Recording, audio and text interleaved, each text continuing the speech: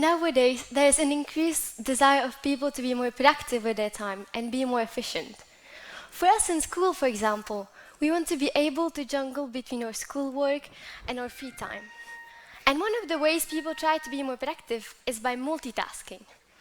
Multitasking is by definition the performance of more than one task simultaneously, and it has become very popular in recent years.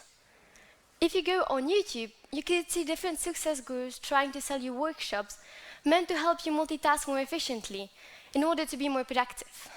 But I think that if you really want to be more productive, you would be better off if you stop multitasking altogether. When I first heard that multitasking wasn't the way to be productive, I was shocked. I'm usually very busy. I have 8 hours of school per day, lots of homework, and number of sport practices, and I am a huge procrastinator, so I need enough free time. I have many things to do in a day, but I don't want to spend that much time on work. So I thought that if I would combine those activities and do them at once, I would be able to optimize my day and spend as little of it as I can working. I got addicted to multitasking. I would start my math homework while cooking pasta, or think about the outline for my English essay during my swim practice. I thought I was being more efficient this way, but I was wrong. Because it's not possible for humans to multitask. The term multitasking didn't originate with humans, but in a 1965 IBM report talking about the latest capabilities of its newest computer. And it is possible for your computer to run a program and allow you to edit a Word document at the same time. But the human brain cannot perform two tasks that require high-level brain function simultaneously.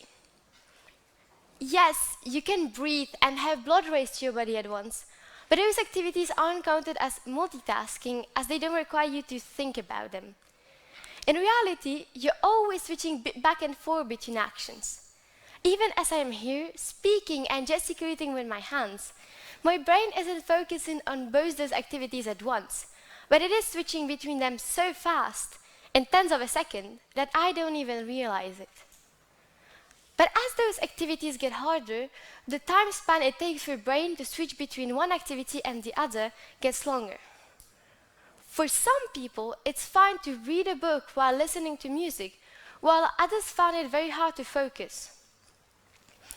One of my friends does this a lot, but I cannot listen to music while reading a book if I hope to finish my chapter one day.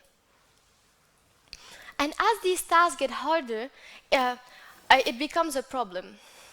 Let's take during your homework while watching a movie as an example.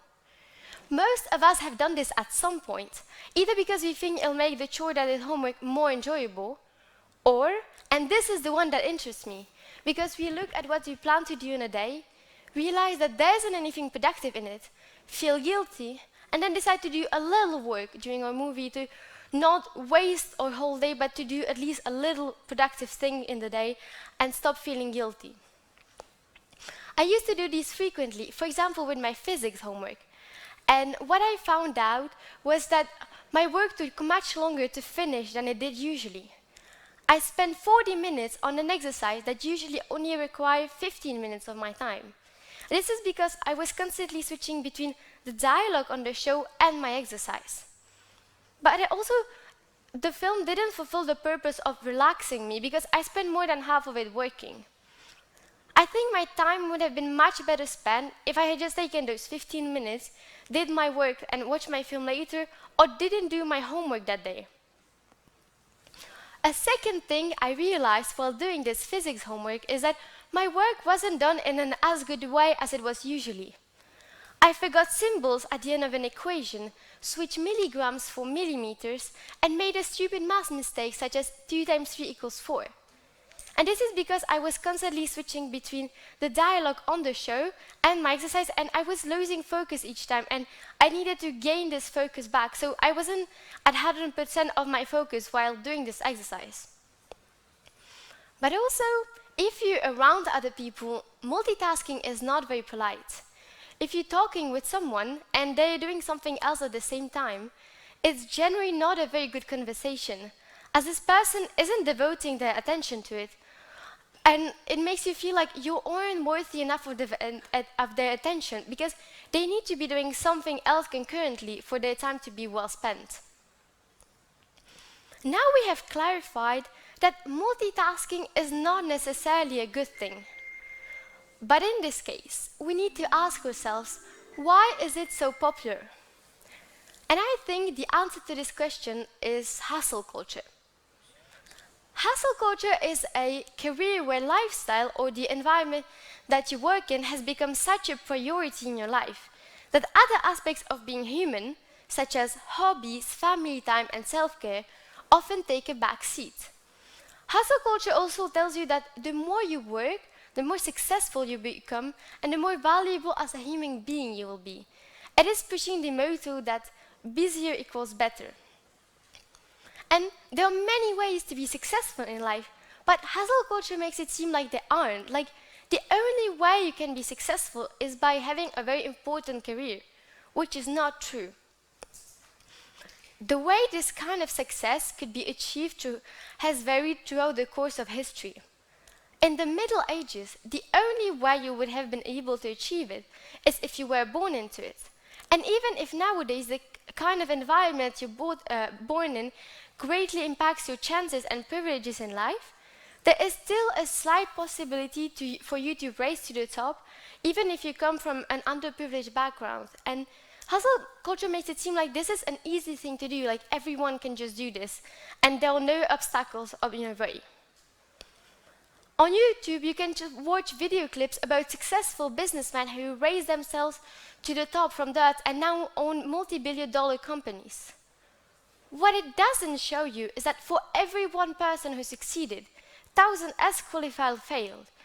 And you then have the impression that if you work hard enough, you will automatically achieve success and achieve what you aim for. Well, most of us, if we're in school, we're not trying to make businesses or found companies or anything like this.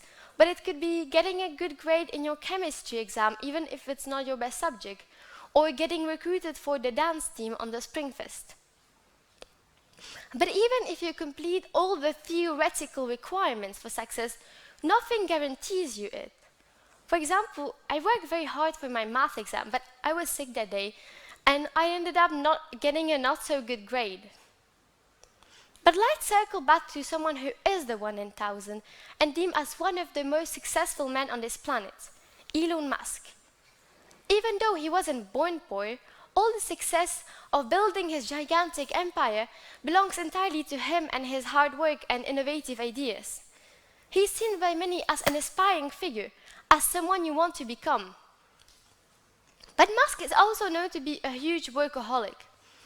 He claims to work between 180 hours per week, and he isn't huge on vacation either.